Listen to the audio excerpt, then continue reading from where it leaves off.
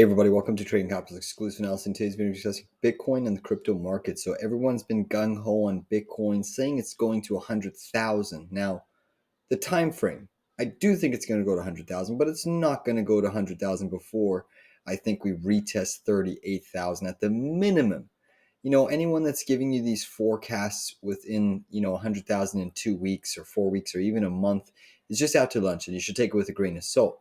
Even my forecast to 38,000 in basically a couple months should be taken with a grain of salt. That being said, let's just try to do the talking with the charts. Full disclosure, I am short Bitcoin at 50,000 with my members. We executed a position via BITI. Some people are actually short the underlying asset itself. We went long around the 1086 level just to start our position on Bitcoin. And one of the reasons why, there's a few reasons why. Ultimately, Bitcoin's had a stellar run here. 1, 2, 3, 4, 5, 6, 7, 8 consecutive candles in a row into a massive psychological whole number, also into a massive weekly resistance hammer candle, and also into a massive resistance level. So this is the second time that I'm shorting Bitcoin right now because my members were able to execute it off this 49,000 level, and we wrote it down quite nicely. Now it's back up above that level, and we're actually building an average that is deeper and higher on the charts. And just to put things into perspective, Bitcoin has not had a weekly breakout above this hammer reversal. Until it proves and closes above this hammer reversal, this is resistance, and likely a short opportunity is very, very high risk to reward, specifically after 4 weeks consecutively, after a big bearish divergence on the RSI is occurring, the fact that you have a lower high in place and you're still massively overbought. Also massively overbought on the daily with 4 lower high divergences in place. So typically when you get lower high divergences with higher high price action, that is showing that the trend is weakening, and you just better be cautious if you're on the long side. So again, I'm short, and what was interesting is off of the CPI, you had a big dump all the way back down to 48,200. Market participants absolutely rallied it up, and this candle formation is now called a daily hanging man candle, where you have a big wick bounce, which is what we had. You made a new high compared to the previous day's bullish candle, but you also weren't able to close above the previous day's high. This is a hanging man candle, typically means bearish price action and likely more downside. So I think at the minimum, Bitcoin is going to retrace and give up this whole move and retest this wedge pattern. I think you bounce there, and then I think we actually fulfill a move down to 37, 38,000.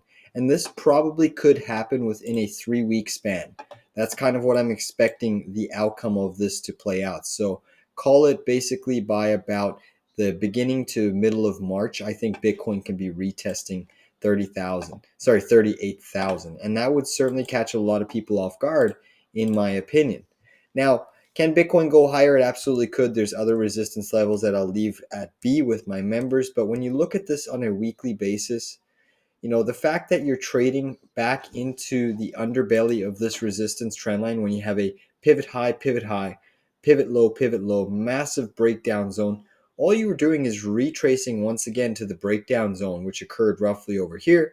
And now, since this is an upsloping channel, it's just slightly higher on the charts. So I do think that it's still a very, very difficult level for Bitcoin to retrace to, and I still think that we move back down to this previous channel of support, which we have not officially tagged yet. If you actually look at the total crypto market cap, so this is where it's interesting, and it compares a little bit of the divergence between Bitcoin and the entire crypto market cap, piercing that previous little pivot high of 1.8 trillion, never getting a daily confirmed candle above it. You tried, and then it got rejected, and you were still getting more follow through back below that high. So this could be one final little hoorah double top rally before the bigger move to the downside ensues in the total crypto market cap. Let's take a look at Ethereum, ETH USDT. Ethereum actually lagging Bitcoin. Notice the fact that it did not make a new high. So that's certainly very, very interesting to denote. Let's take a look at Solana. SOL USD. Whoops. Sorry if I'm going to retype that. Solana also lagging Bitcoin. So this just appears to be a magnificent Bitcoin dominance rally, as many other crypto stocks are lagging quite behind the overall Bitcoin market cap at this point in time in the rally.